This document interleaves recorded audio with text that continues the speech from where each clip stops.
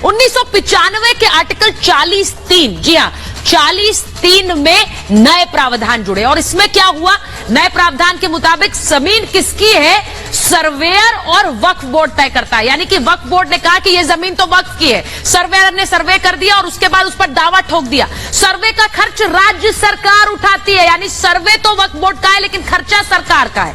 अब मुस्लिम कानून के मुताबिक मानी जाएगी वक्फ की जमीन, यानी ये जमीन वक्फ की हो गई।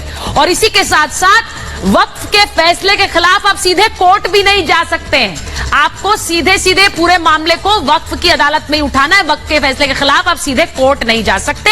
दावा वक्फ करे तो दूसरे पक्ष को साबित करना होगा कि यह जमीन उनकी नहीं है। यानी अगर किसी जमीन पर वक्फ बोर्ड ने कह दिया ये जमीन हमारी है, तो जो उस जमीन का मालिक है वो ये तय करे और ये साबित करे कि उसके पास पेपर्स है, कागजात है, वरना वो जमीन वक्फ की मानी जाएगी। और यही कुछ तमिलनाडु में हुआ, जहां कुछ लोग अपनी जमीन लेकर बेचने के लिए निकले, तब उन्हें कहा गया कि ये जमीन तो वक्फ की है, आप उनसे जाकर एनओसी लाइए तब आप ये जमीन बेच सकते हैं। सोचिए, आपको पता भी नहीं है और आपकी जमीन वक्फ के नाम है। यही हुआ और इसीलिए ये विवाद इतना ज्यादा बढ़ गया है। एक दिल्ली के वक्फ घोटाले में अमानतुल्लाह खान जेल गए हैं। ये पूरा मामला कैसे अलग अलग राज्यों में अलग अलग वक्फ बोर्ड है और जमीन कितनी है ये आपको बताती हूं।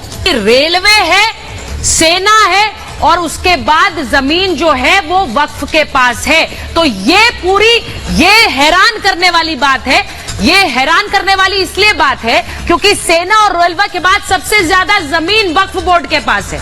देश में तीसरा सबसे बड़ा जमीन मालिक वक्फ बोर्ड है। सोचिए, देश की ज्यादातर जमीन, देश में जमीन सबसे पहले किसके पास है, सेना के पास, उसके बाद रेलवे के पास और उसके बाद वक्फ बोर्ड के पास। वक्फ बोर्ड के पास 8,54,509 संपत्तियां हैं, ये उनके मालिक हैं। 8 लाख एकड़ से ज्यादा जमीन पर वक्फ बोर्ड का कब्जा है और इसीलिए 2009 में वक्फ बोर्ड की संपत्ति 4 लाख एकड़ थी और आज कैसे बढ़कर 13 साल में वो दुगनी हो गई है, 8 एकड़ से ज्यादा। और ये सब संपत्तियां वक्फ बोर्ड के कब्जे में है। लेकिन वक्फ बोर्ड अब कैसे हिंदू मंदिर वाली जमीन पर भी अपना कब्जा जमा रहा है। तमिलनाडु के 18 हिंदू बहुल गांवों पर वक्फ बोर्ड ने कब्जा कर दिया है। तमिलनाडु के हिंदू बहुल गांवों पे कब्जा हुआ। इन्हीं में एक पुराना मंदिर है जो कि 1500 साल पुराना मंदिर है।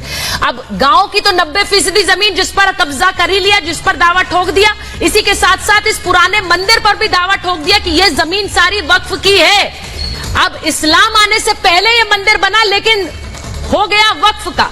दिसंबर 2021 में बेट द्वारका के 2 टापुओं पर भी वक्फ बोर्ड ने दावा कर दिया था, कुछ इसी तरह का दावा किया था, जिसके बाद मामला कोर्ट में पहुंचा था और हाईकोर्ट ने कहा था कि कृष्ण नगरी में आखिर वक्फ कैसे हक जता रहा है।